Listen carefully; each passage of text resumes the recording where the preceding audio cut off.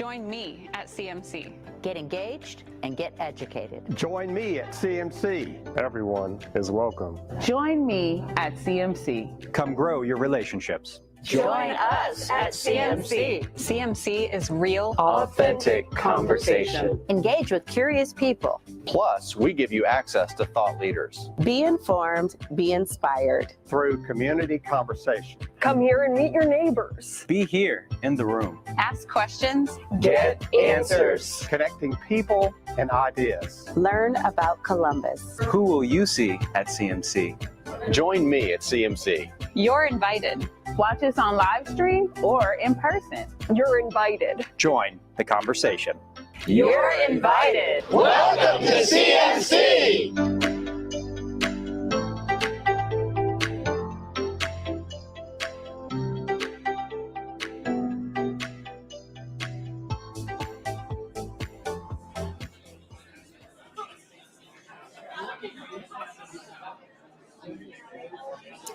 Good afternoon and welcome to the Columbus Metropolitan Club. Founded in 1976 by 13 visionary women leaders, CMC's mission is to connect people and ideas through community conversation. To carry out its mission, CMC explores public policy issues, current events, and lessons in leaderships at forums like today every Wednesday. From its beginning, CMC has welcomed everyone. I'm Doug Buchanan, the editor-in-chief of Columbus Business First and a member of the CMC Board of Trustees. Welcome to the annual Lynn Greer Legacy and Civic Engagement Forum, celebrating inclusion and equity for the LGBTQ community. We are so pleased that you are all with us today. Let's begin by meeting our newest CMC members. Please welcome Chad Paul Fry with Call Management Resources, Stephanie Moss with Diverse Vintage, and Karen Peeler. Welcome to CMC. Let's have a round of applause.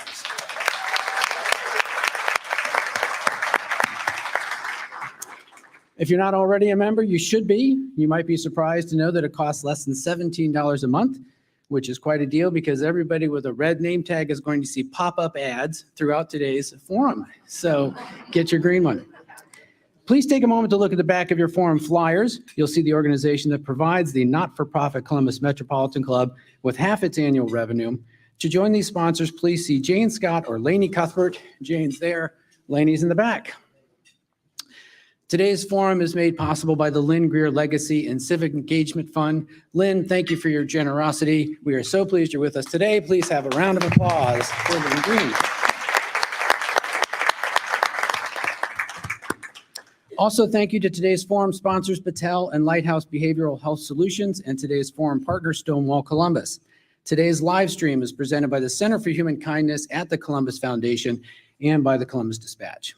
Let's thank all of today's sponsors with a round of applause. From New York's Stonewall Uprising in 1969 through the AIDS epidemic of the 1980s to the Supreme Court decision that declared same-sex marriage legal in every state, LGBTQ rights have in the U.S. advanced thanks to the tireless work of activists and advocates. Now a growing backlash is taking aim at these rights in the U.S. and threatening to roll back decades of progress and equality. Today we'll look at both the past and the future for the struggle of equality in Central Ohio through the eyes of 4 generations of activists. Please welcome today's speakers. Chris Cozad, LGBTQ activist and owner and president of Alternative Auto Care.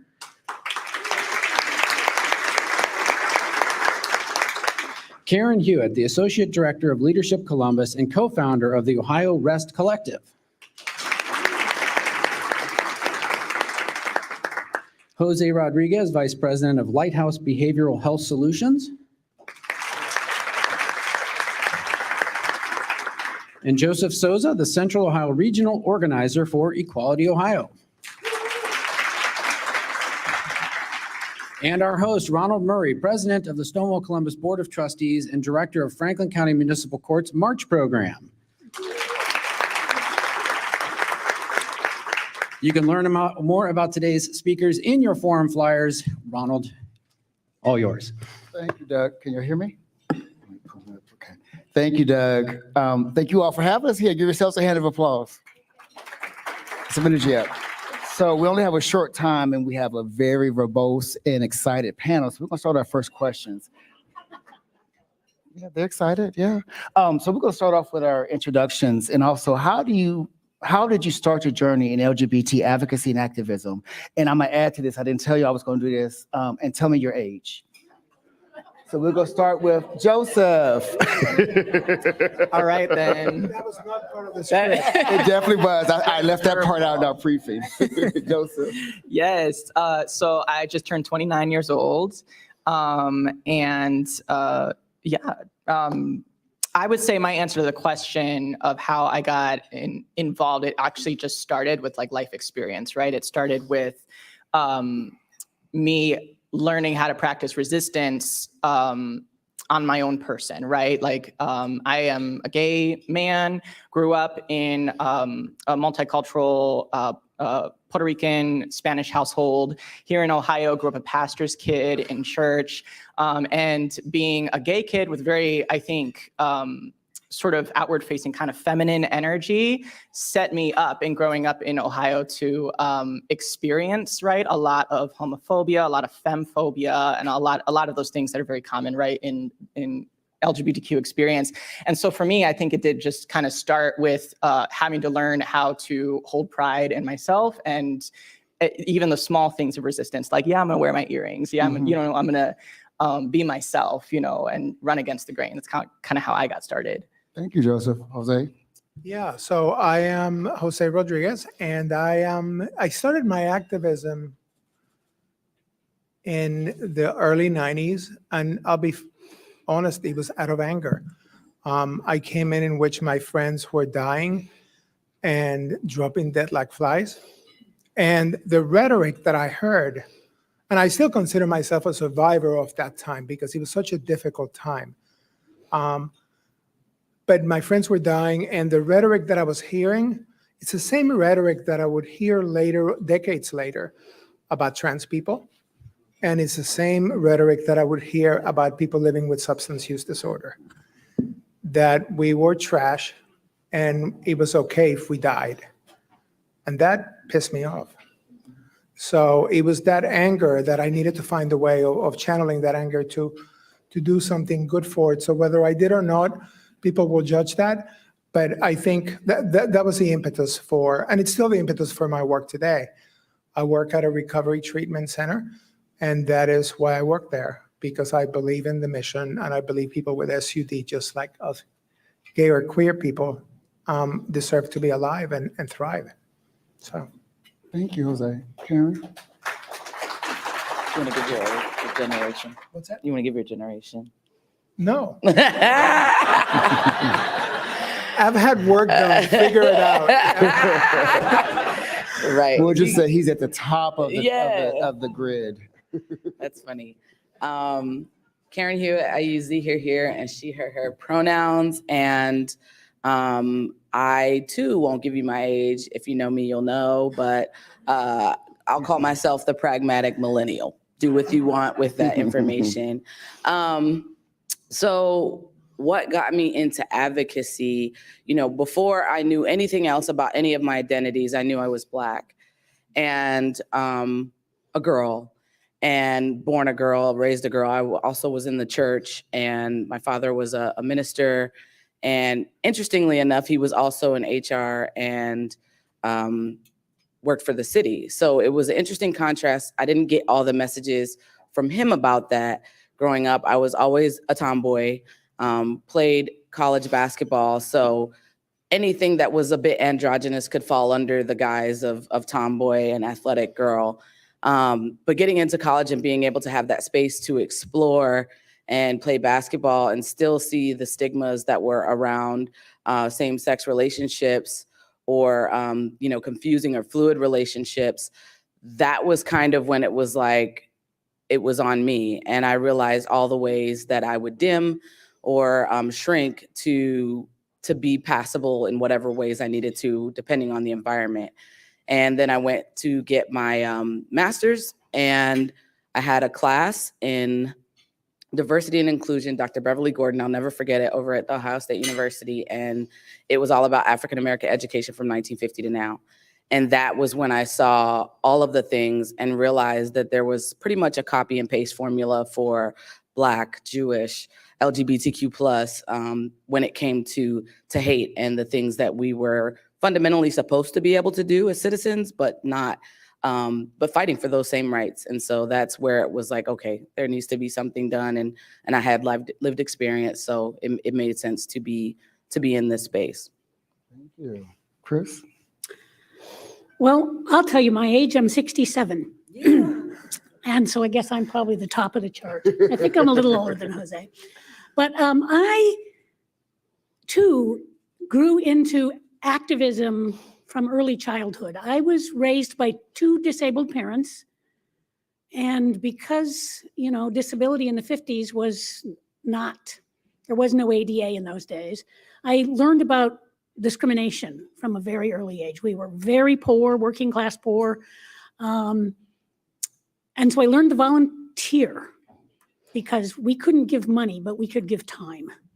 And so I learned to volunteer in that context, and that grew. And then when I went away to college, I really discovered the feminist movement and feminism and anti-war activism. And so those were my two kind of, maybe three if you count disability, legs to the stool that led me to where I am. And I did a lot of work in the 70s around violence against women. So anti-violence work became very important to me.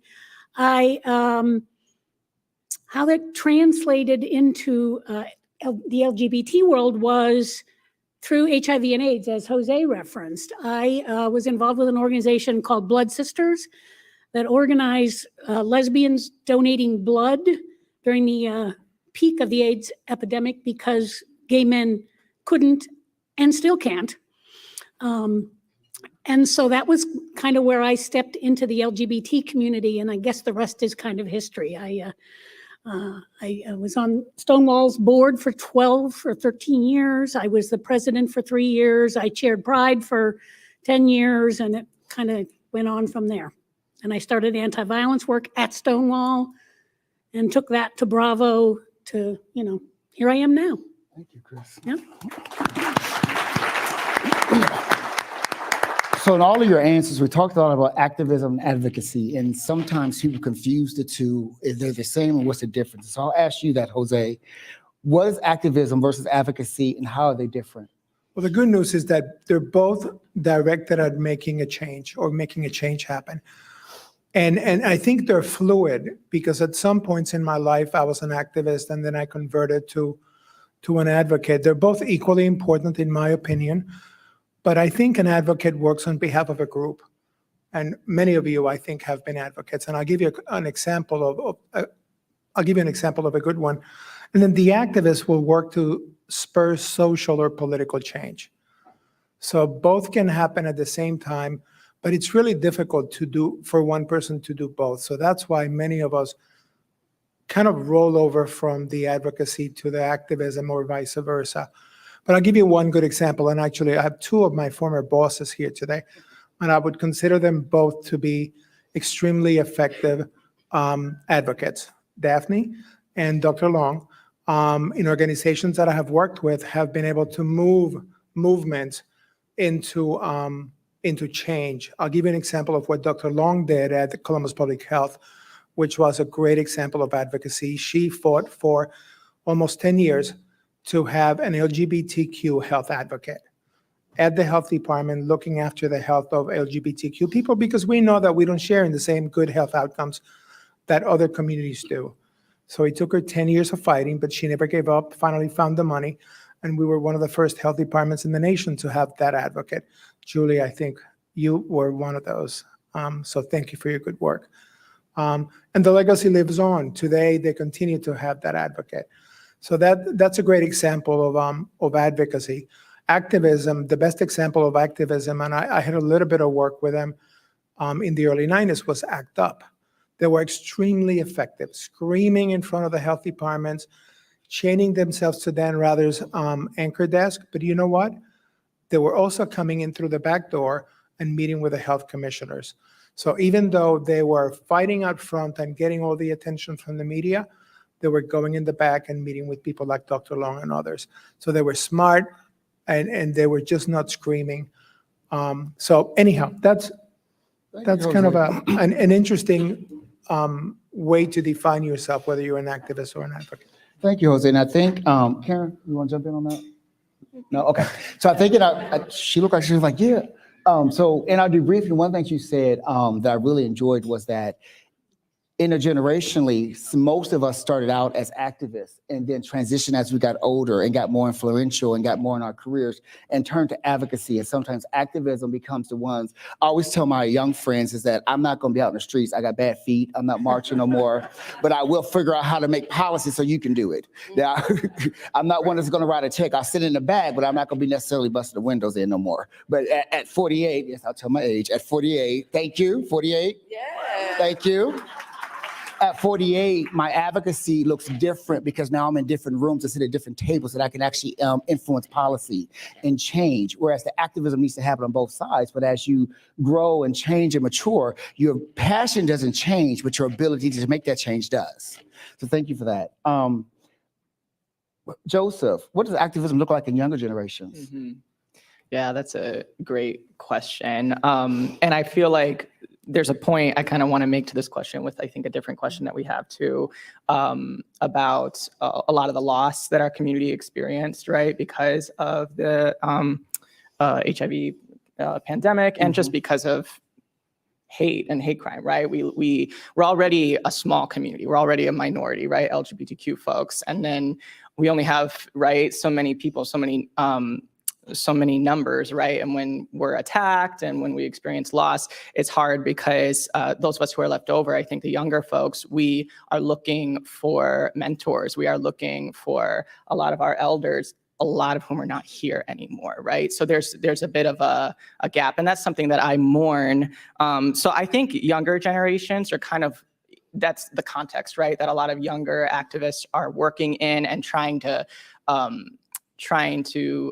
figure out how to fill that gap of mentorship, right, in doing this work and in taking part in activism. One of the things that I'm really, really inspired by is the unapologetic use of a lot of the new tools that we have, because we do have a lot of tools that didn't exist in generations prior, like social media, right, or our ability to communicate has increased. We have more options with how to communicate. And I definitely see a lot of young activists taking advantage of that. We're very unapologetic in sharing our opinion and saying exactly what we think and exactly what we mean. So I think that's one thing that I do celebrate. And I'm sure that comes with challenges as well. There are challenges that come with the use of social media, but yeah. Thank you, Joseph.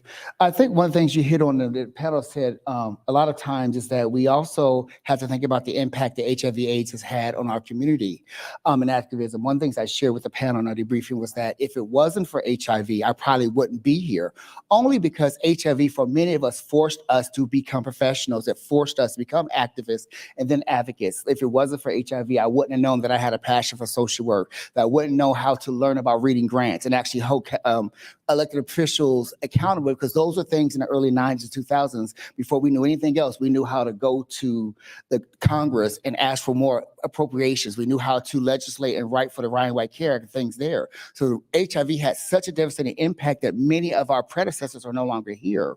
One of the things that Joseph alluded to, I'm 48, I'll say it again. However, in my community, I'm considered an elder. And I'm not really okay with it, but however, that's kind of sad. Whereas outside of the LGBT plus community, I have my father is 67, one of my mother's sisters is 75. Those are actually true elders, but there are very few of us, especially in the Black gay community, that are over the age of 55 and 60 who are still doing the work and still being around, because it took out a whole 2 decades of us. And so that's important to know too when we're talking about advocacy. Okay.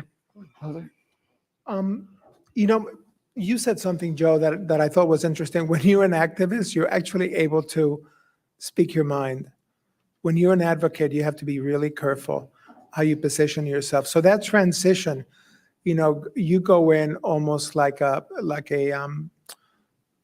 it's a different approach, totally different approach. You can't always say what you think when you're an advocate, because again, words matter, and there's a certain freedom to be able to do that. And I think if I- Chris, being on the, I'm sorry, go ahead, José. I was just going to add, I think that if freedom exists generally, like for younger folks, right? Because there are less, when you're younger and you haven't fully like gotten into your career yet, like you have less attachments, right? That, you got to worry about who you're offending or you got to worry about your reputation, right? And that's one of the things that I do think a lot of young activists are taking advantage of, and it's a good thing. But we all need each other, and that's probably why the like multi-generational approach to doing this change work is so important, because we can afford to take different angles and to do different things, right? And to be fair, I mean, the four of us have worked together on many projects, so we don't come to the table without that experience. I did want to give a shout out. You were talking about the AIDS movement and how we grew up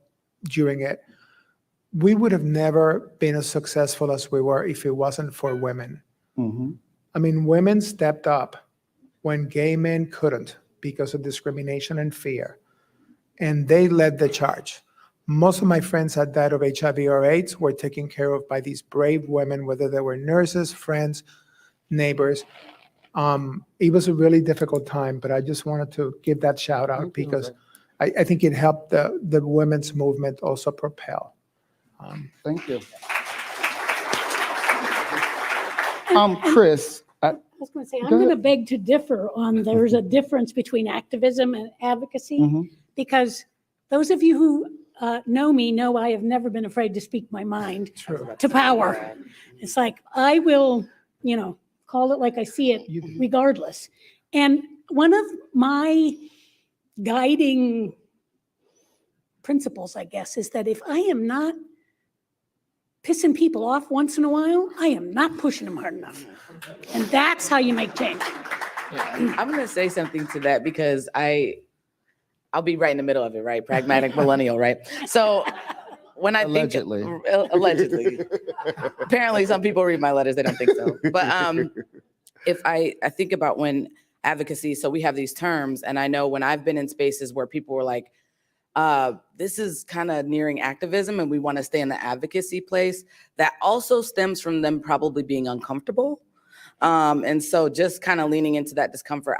I'm fluid, I'm gender fluid, I'm pretty much all fluid. So like, I believe that that's on a spectrum as well, in the sense of, people's discomfort is going to range all over that spectrum. But personally, I have to define it by whether how strategic I'm being and literally how my body can be in those spaces. Like my friends were in the protest in 2020 and I couldn't be a part of that because I can't run. And I can't imagine what would have happened. There were people that got injuries and they could run. And so I don't even know what that would look like, today, but I do think there's a line around, how strategic you want to be, how uncomfortable things are making you, how much change you're willing to risk, to speak up, even when it's not what maybe is wanting to be said or people don't have the courage to say it. Thank you for that, Karen. Chris? I was just going to say, and there's acknowledging, I acknowledge that I have a lot of privilege in that way because I own my own business. I don't have to worry about losing my job. I'm out to everybody in my life, everybody. And so I don't have to worry about, somebody's going to find out that I'm a lesbian. Hello, big L. And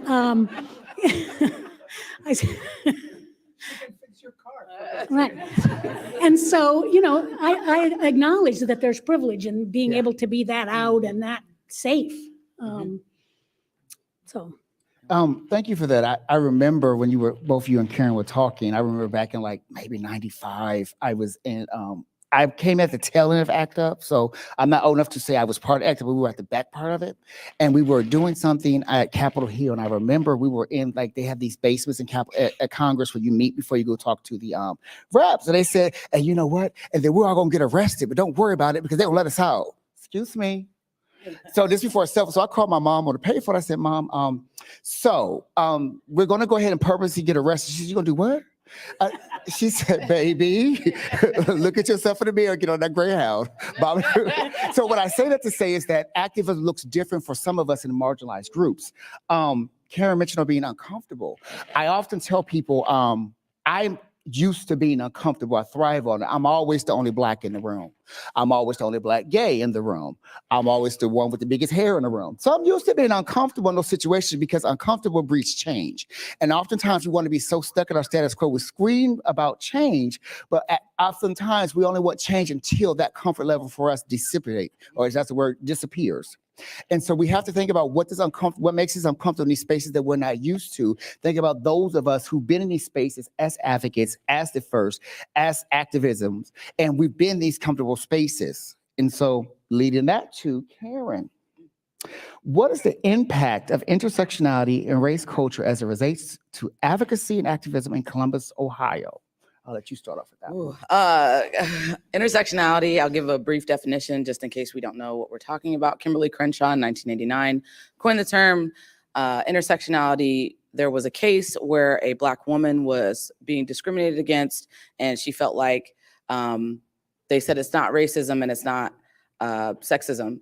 And so then she coined that term so she could adequately define, and it's a measure of cumulative impact of the weight of various identities and their intersections, or where they intersect. And where they intersect is there's most pain points. It can be challenging at times as someone who has multiple intersections. It's like, okay, is this because I'm Black? Is this because I'm queer? Is this because I'm disabled? Like whatever that is, like, you know, what is this about? And so there's a emotional tax. You'll hear about that as well. There's an emotional tax or a cumulative impact that comes with it. So you know, generally the more marginalized, and I try not to get caught up in like the oppression Olympics, but generally the most marginalized over multiple identities experience the most discrimination, prejudice, and up to violence. And so the importance of that, as you can see, when we're talking about power and influence, you've heard that multiple times around influence, collective power. We talk about that a lot. Like, we are collectively much more powerful than one of us walking into a situation alone.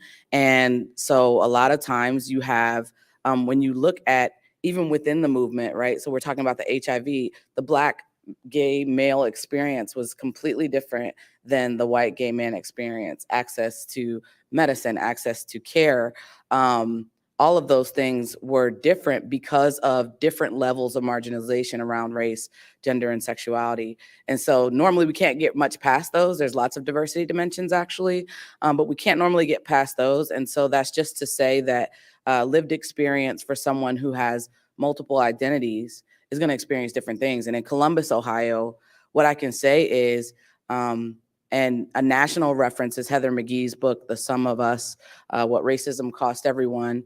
And she talks about neighborhoods. Like, Columbus is still pretty segregated. I don't know how, I know Michael Wilkos is in here. Go see one of his presentations for sure. He's with United Way, but it's still pretty segregated. And when you think about that, and you think about the demographics that have more access, all the way to climate control, where you have more trees, you know, like, and then temperatures are different. And then there's more violence in neighborhoods where there's higher temperature. All of that is connected. And when you look at that in Columbus, I think the biggest thing to note is that we're still really segregated. So there's still a lot of racial impacts and racial experiences that are completely different from other LGBTQ experiences. And then when you combine them, because there are queer people of color, when you combine those things and then even look at sexuality, there's within the community, there's conversations around trans folks. Like, everybody, you would think everybody would be like, hey, everybody's here. It's not like that. It's not like that. So even within our own community, you know, it's one thing to try and say something to the world. When we have our whole community here, there's intersections within us that we don't all understand. We can acknowledge and we can learn about it and we can connect around it, but there are different lived experiences based on different other intersections. And I think it's really important to note that as much as we intentionally connect, you know, Chris started the LGBTQ plus leadership roundtable, and that's one of the places where you'll see most of the LGBT, or you and other people, you know. You're like, Rhonda Rivera started. Oh, Rhonda Rivera, yes. I'm sorry, you took over 27? Okay, all right, years ago. Too long. To Ronald Rivera. So like, when you have the LGBTQ plus roundtable, and we're intentionally there, and you have up to 50 people that are LGBTQ plus folks in leadership positions, looking at those opportunities, it's really a lot of work and intention to do that, but that's not just happening organically because of the segregated state of Columbus. Thank you. Chris, to piggyback off of Karen's discussion, what's the importance of history and intergenerational collaboration? So you self-proclaimed yourself at the top. So, but I know intersectionality and even language has changed since when you and even Jose have started to work in activism advocacy to now. What is the importance of us and those of us who are here on that front lines to know that history of who came before us? I think there are two ways to look at that. I mean, obviously, knowing your history and understanding some of the lessons that we learned and learning from our mistakes can help younger activists kind of have a leg up, right? But on the other hand, there's a tendency, especially I think in the LGBT community, I think it's true across the board, to kind of, I sometimes feel like senior citizens become invisible. I guess I have, I've identified as a middle-aged lesbian for so long but I'm not. I'm a senior citizen now. And I think there's some dismissiveness that happens naturally. It's just a generational kind of gap. But you have to actively learn to listen to each other. I mean, just because young people want to do it differently than we did it 50 years ago doesn't mean they're wrong. So there's not that, I told you that wouldn't work kind of thing. And on the other hand, I think young people sometimes it's part of growing up and separating from your birth family and your parents. And it's like, oh, old people, you're living in the past. And so the most important thing is conversation. To talk to, not at, but to talk with each other intergenerationally. And, don't be afraid to ask questions. I ask young people I don't understand this. Explain this to me. Because, I don't want to stop learning just because I'm older. And I don't want to stop teaching either because I'm also a teacher by nature. And so conversation, I think, is the key. You have to just keep asking questions and answering questions and having dialogue. And Joseph, I know you talked a little bit more earlier about lack of mentorship that's in the community as it relates to activism and advocacy. How do we find a tether that connects us all outside of our trauma? Yeah, that, oof. I didn't make that question. Joseph did. I just took ownership of it. It was a deep, I saw you said, oh yeah, good one. That's all Joseph. I'll give him credit for it. Thank you. I think that's an important question because I think one of the things I think about with the LGBTQ community that's a little bit different from other marginalized communities is that we're not all kind of inherently connected to one another. So when I think of, for example, the Puerto Rican community I grew up in, all of us being connected by ethnicity, culture, shared history, those are sort of value-wise neutral things, right? And no matter what happens in the world, we're connected. If one of us experiences discrimination, all of us, are come to bat, right, for that family member, for that person. But with the LGBTQ community, we're all unrelated to each other, right? I'm thinking about how when I even realized I was gay, right, and I was alone, right? I'm the only. This is something my parents didn't share with me, my sister, the people that were immediately around me.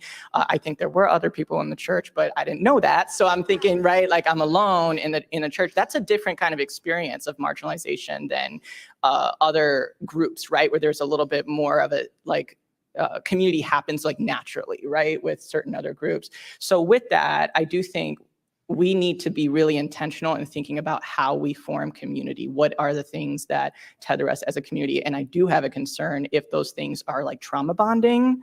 Right. That's something that I'm almost just sort of foreseeing. One of the questions I ask myself is let's do this thought experiment and say that tomorrow we have liberation. Yay, we did it, right? Tomorrow, all the issues impacting LGBTQ people, we fixed it.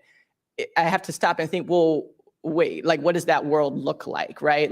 Are we basically in being a community right now, are we living that out? Are we actually bringing that into fruition, which in my own personal kind of like spiritual beliefs, I don't believe a thing can really be manifested in the world unless there is some, you are a consciousness that imagines it, right? You have to like imagine it beforehand. So I think there are values, like neutral, just good values that as a community we can tether. I think that LGBTQ people represent something that's really important in the world and maybe have an offering for the rest of the world by the fact that we look inward and we get to know ourselves so intimately. That's something that is valuable for everyone to do, not just LGBTQ people. And maybe form, maybe that's the thing, right? That we can form to tether us. Can I follow up on that? Yes, you sure can. So I think something that I have learned to realize through the work that I've done professionally is that we are children of trauma. So to one extent or another, the homes in which we grew up and the experiences that we had were not what others have had. So I think inherently we are a bit complex. I think what we had during HIV was we had unity. We came together and we had one goal in mind, and that was really unifying. But I will tell you, I somewhat grieve for the unity that we had then. I never wish for that moment back, but I could walk to the coffee table and find community. How many of you here know what the coffee table was? Great. And I could talk to Julie because she was schlepping coffee. But it was really a sense of community that I mourn for today because I don't have a lot of community. I see my friends here and there. We go out to dinner, but there's really no coming together. And I mourn for that. I really wish we had more of that. Me too. The funny story on the side is when we were talking about the coffee table, I shared with them that that's when me and my friends came out because we were 18, 19, just out of high school. We couldn't go to like the clubs like the Eagles and things. And I didn't realize that was Julia doing the coffee because we would be there Friday nights at 8 o'clock to 2 in the morning turning it. I just sit there, did drink their liquor coffee, but we're just sitting out there the whole time. And I didn't realize it until he said that. And I called my best friend. He said, her name was Julia. I did not know that was Julia. I forget it. And that's about 30 years ago. Thank you, Jose. No, it was just last week. Yeah, last week. I'm sorry. Yeah. Can I say something real quick? So looking at around the trauma bond, the connections. So like at times it can be skewed where you can see those connections. But I think the loud thing that's clear, and I want to tie this in with what's happening now, the loud thing that's really clear is like we need to heal, right? So if you have trauma, then you can heal. And, abuse, substance, like all those things, it's like we need to still heal. Like there's an injury, there's impact, and then there's healing. And when you think about the opportunity to heal, how do you heal? Well, you have resources, you have time, you have space, you have support, you have community. When you look at those things aren't available as much to us right now in one way or another because maybe there's not resources. If we're constantly still having to fight against legislation that demeans us or dehumanizes us, then we don't have time and space and all of that to still heal. And so the goal would be to get it to a space where you're like, okay, so liberation exists. The goal will be to get it to a space where there's space and time to heal. And then you can see some of that thriving in that imagination. You can't dream if you can't rest. Right. So when you're like thinking about all of those things, that's why me and Aaron started the Ohio Rest Collective, is because our nervous systems are so dysregulated. But there's no time and space because we're still fighting against things that we were fighting against and supposedly felt like we had some security in 30 years ago. So, I mean, I think those all play into the idea around trauma bonding. I don't think we'll have to worry about it in any of our lifetimes if we'll be over that. Thank you, Karen. Go ahead. Yeah, and to me, what that brings to mind is I think a lack of understanding about the politics of oppression. Because when you are marginalized for whatever reason or reasons, the dominant culture, the dominant paradigm is saying to you, you can't come in. And so when we come together, and this, Jose, I thought about this when you were talking about community. When we were making community in those days, we were marginalized in lots of different ways. And we came together, which is separation. We separated from that dominant culture to learn from each other, to learn about ourselves, to empower each other, to rest, to do all of those things. And segregation is when the dominant culture says you can't come in. And so I think a lot of times what happens is we don't get those clear in our brain. Are we separating to be together, to empower, to learn, or are we keeping somebody out? And I think that there's a lack of the understanding of that depth, and that's a big piece of that trauma. Yeah. Yeah. Thank you. Thank you. Could I respond to yeah. just Karen got me on a train of thought with the rest thing, because I think that's really important. And it's taking me back to the question earlier about young activists and how they're doing it today. And that's one thing I do celebrate about younger generations, not just with LGBTQ activism, but it does seem like the inclusion of like rest is a part of the resistance. And I think it's in the mindset of a lot of younger activists that me taking care of myself is an act of resistance, right? Like me, that is a form of activism, which I do think is, you can correct me if I'm wrong, but maybe different than former generations, right? A different approach. And it makes me think of all of what's going on. We see like everyone's talking about the quiet quitting, right? In the workforce, and everyone's talking about, these conversations. And we might not be inclined to connect those automatically to LGBTQ liberation, but they are. And that speaks to the intersectionality, not just of identities, but of issues, right? Issues are all, correlated, right? Yeah. Well, that was a good hot one. Okay. So reading from my script here, we're going to move to questions from our live stream and in-person audiences in just a few minutes. If you have any questions, please make your way to the microphone now.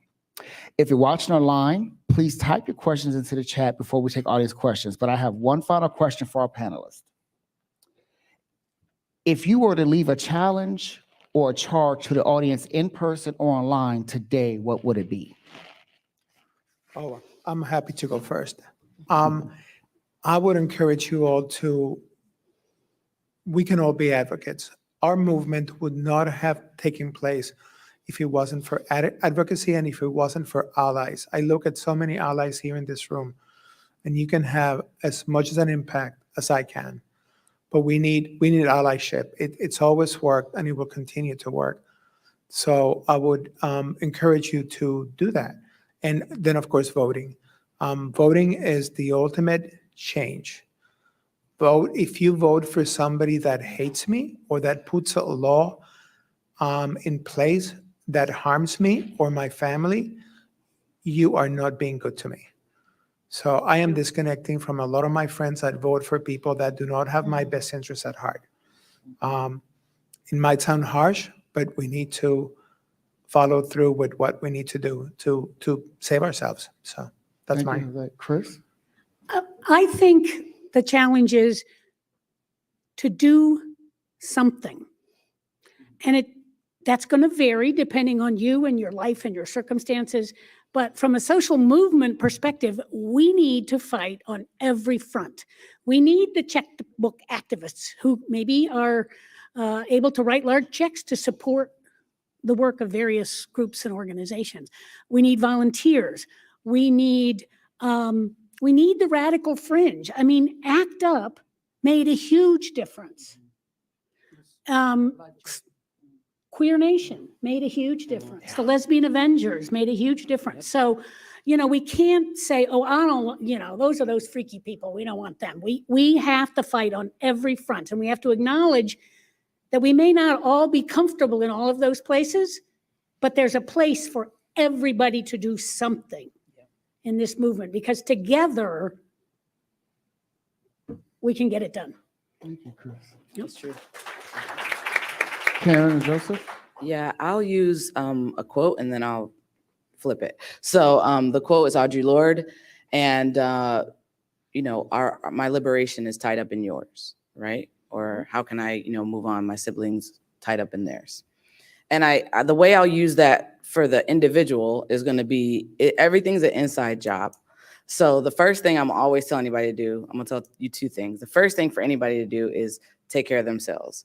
You got to look at yourselves. You got to look at your biases. You got to look at your blind spots. You got to look at the resources and access and level of privilege that you have. And then not to feel guilt or shame around it, you need to leverage it in the ways that you can to support the collective good. And then on the other end, find community. And so if I'm healing, taking care of myself, and then you're healing, you take care of yourself, and then we find each other in that healthy living cycle, and we're building community. And if no one has it built the way you think it should go, like your vision, build it yourself. Yep. And a lot of people have a lot of resentment around labor, and I understand all of that in the movement of rest and learning things. But I experience, and I do believe that this is at a heightened level, I get to experience the level of community. My community is like United Colors of Benetton, and it is a gorgeous view of dynamic diversity in people. And I get to have those kind of experiences more because I create them. Because now I put myself in a position to be able to do that. I wasn't always able to, rent a venue or create a space. That's not always going to happen. But as an artist, I can create those spaces as a just sitting on the porch and talking. Like, those are things that you can do to build, and you have to be a big intentional player in that, especially if there's nothing that looks like what you need. Thank you. Joseph?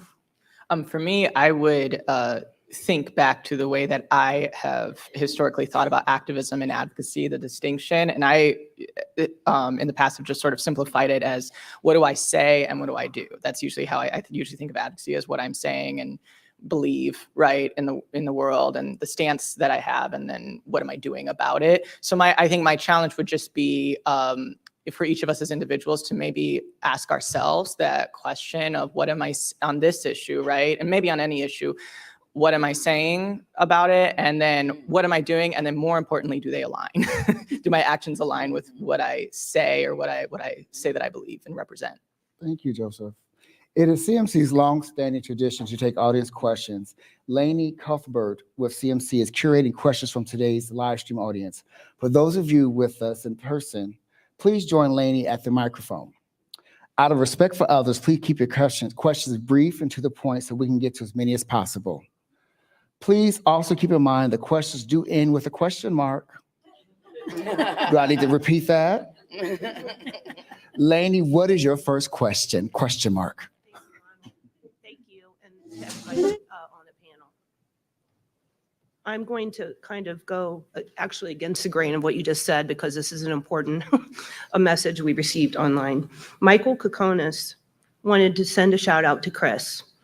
At every important organization event, an initiative for lesbians and beyond, Chris and Gloria deserve every accolade the wide community can bestow. If you identify in this community or as an accomplice, or you live in the Central Ohio area or statewide, you owe some thanks and gratitude to the modeling, lifting, creating, guarding, leading, inspiring that you have done for so many. Thank you, Chris.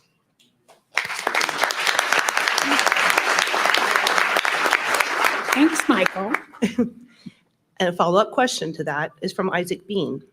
What advice do you have for queer youth who are just starting to get involved in advocacy that you wished that you had known from the start? Who wants to, Joseph? You start. First, I would always say get connected with Kaleidoscope Youth Center. I had the honor of working there for 3 years, and they are the only one in the state that's statewide.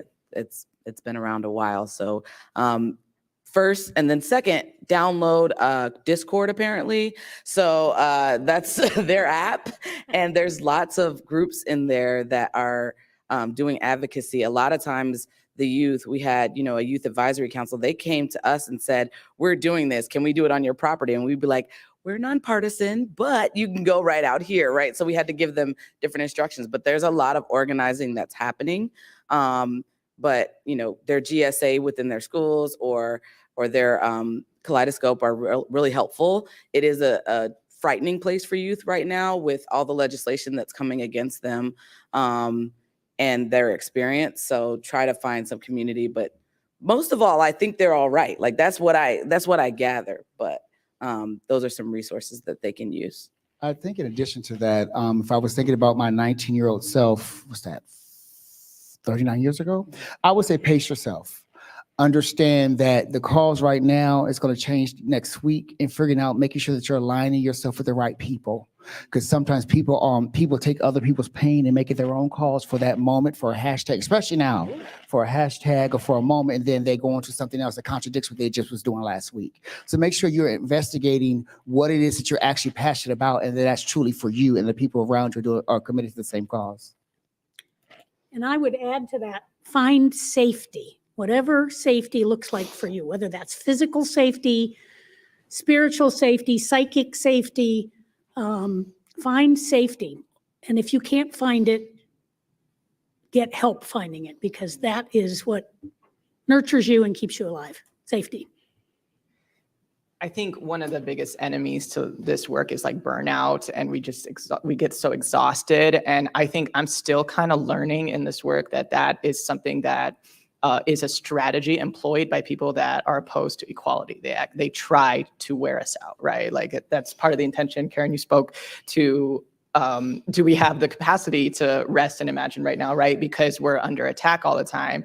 And I think I'm in the middle right now of kind of expanding my consciousness to realize that, oh, they're doing that on purpose, right? That's why I'm so tired. That's why I'm so exhausted. So to be honest, I think I kind of would just piggyback off of what Ron said about pacing, and also not carrying the full burden on your own individual shoulders, right? Of changing things. Like this is a monster that we're attacking here, and it's going to take time. And it's a part of white supremacy culture, right? To always have this sense of urgency and to feel like, oh, we gotta get it done right now. We can pace ourselves, and allowing ourselves, I think, giving ourselves permission to do that is really important, especially from the get-go, right? From when you start this work. Thank you, Joseph. Yep, my answer would be to Duh. just find your passion. I mean, there's many, many causes that you can lead with. Right now, I think one of the biggest crises we have in our community is two things. Transphobia is alive and well. And when you think of that the life expectancy of a Black trans woman is 35 years old, that should make you angry. So finding that space what you're passionate about and going for it. The other one that's clearly is our state house. I mean, we are under attack. Young people are under attack. That's why I mentioned before to vote. We need more representation. Why aren't we at the State House working there? We need to have more people working at the State House, and we don't. So anyhow. Thank you. Hi, I'm Bill Lafayette. I'm an economist. I own Regionomics. And I guess I'm giving you a leading question. Things for us now are so much better, immeasurably better than they were, say, in the 1980s and 1990s.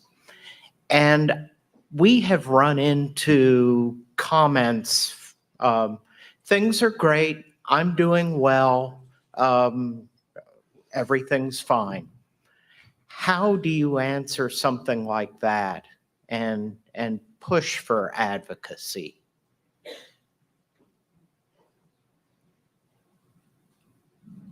Do you mean the response to the question was, so like if somebody was saying that people are saying that it's fine? Yeah, my husband and I have run into a number of folks who've said, oh, we're doing well. Sure. Don't bother us. So the complacency then is I think that's actually a really, really good question. And I think that's one of the reasons why I do encourage us to try and create the space to be able to imagine what actual liberation looks like. Because speaking to the burnout, we get so burnt out and we experience so much trauma that when we get to a place where we're just okay, I kind of don't blame, us for feeling complacent and getting to a place like, look, I'm tired, I'm okay, right? I don't want to do this work anymore. That's human and that's understandable.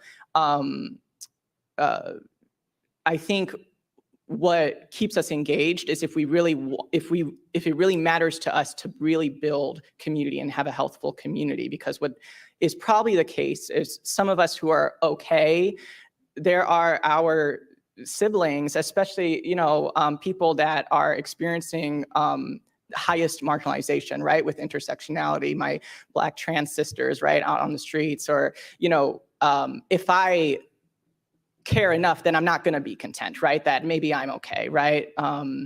So I think that's sort of the piece that I guess it's a challenge to all of us, is to evaluate what our privileges are, and are we really okay with just individually getting to a place where we're okay, or do we really want to get to that place where our community as a whole is actually safe and well? Thank you, Joe. I think my answer would be kind of similar to yours, is that I don't have the privilege just to say I'm okay, let's keep it where it's at. Because I'm not okay unless all of us are okay. My trauma doesn't allow me to be okay when I see my brothers and sisters that are dying, overdose and things like that. So this part may be okay, but there's so much over here that we're experiencing now that's not okay, that we still have much work to do. So if we rest our laurels on just I'm okay, then our community, the work that we're doing, is going to falter. We can be okay and be complacent, but there's so much to do that I don't have time to rest and be just okay. Because I don't know what that feels like, because of where I come from, because of what I've been through, and because of what people are still going through. So I don't have that luxury to do that. And I implore anybody who feels that way to look to your left or your right and come out of your bubble and see if everybody else is okay.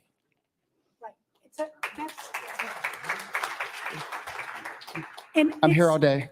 For me, it is understanding privilege in a much more complex way, because there's not just one kind of privilege. I like to view privilege as a line down the middle of the street, and sometimes you're on one side of the street and sometimes you're on the other. I am white. I have privilege. I am a woman. I do not have privilege. I have a college education. I have privilege. I own my own house. I have privilege. I'm fat. I don't have privilege. I am disabled. I do not have privilege. So we cross back and forth across that privilege line. No one that I know is completely on one side of the street ever. And we get stuck on the privileged side of the street. And it's really our role to reach across that center line, literally, and use our privilege to bring people to the other side of the street.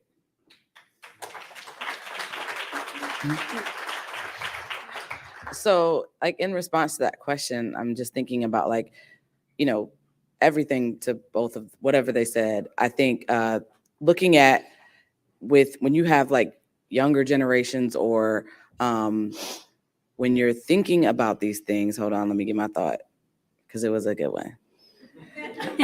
So if it's a person or a situation, so if it's a person or a situation, then if that person is saying those things, or they're fine, leave me alone, I'm probably going to leave them alone, to be honest, because I want to try and spend as much time as possible moving forward with the people that are doing. That's like a canvassing mindset, right? So if I'm getting to a door, they're saying no, I'm moving right along, because I'm going to talk to the people that I'm going to rock with the people that want to rock with me. So, like, looking into that and what that means for the community, yes, there is a thought about like when your work ends or how you're supposed to do this work, and what that means. But I think my focus stays on the people that are with me, and then those numbers just keep getting bigger, and the energy just keeps getting bigger, and then we can do what we need to do and hopefully delegate, right, and still take care of it. But it's a hard thing, and I think I learned this in 2016 on the first time there was that presidential election.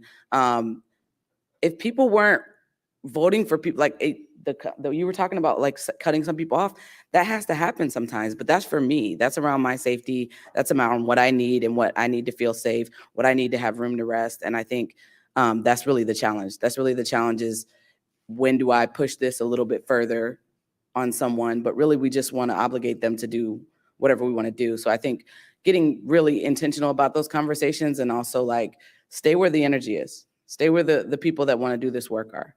Thank you, Karen. So I wish we had more time, but as I told you at the beginning, it's a very verbose and passionate panel, and we're a little bit over time, but we'll turn it back over to Doug Buchanan for concluding remarks. Doug, thank you. Thank you. And sorry.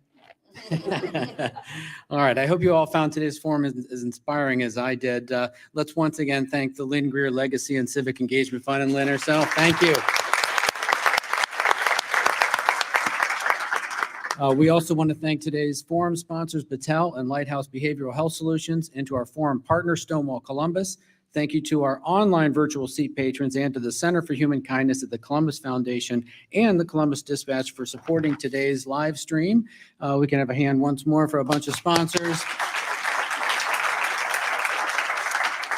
Please make plans to join us next Wednesday for What Makes Art Art with Nanette Macy-Junes, Tom Katzenmeyer, and artist Brian Moss. A very special appreciation to today's speakers, Chris Cozad, Karen Hewitt, Jose Rodriguez, Joseph Soza, and our host, Ronald Murray. Thank you all once again. And thank you all for joining us. We could not do this without you. We look forward to seeing you next Wednesday. Have a wonderful day.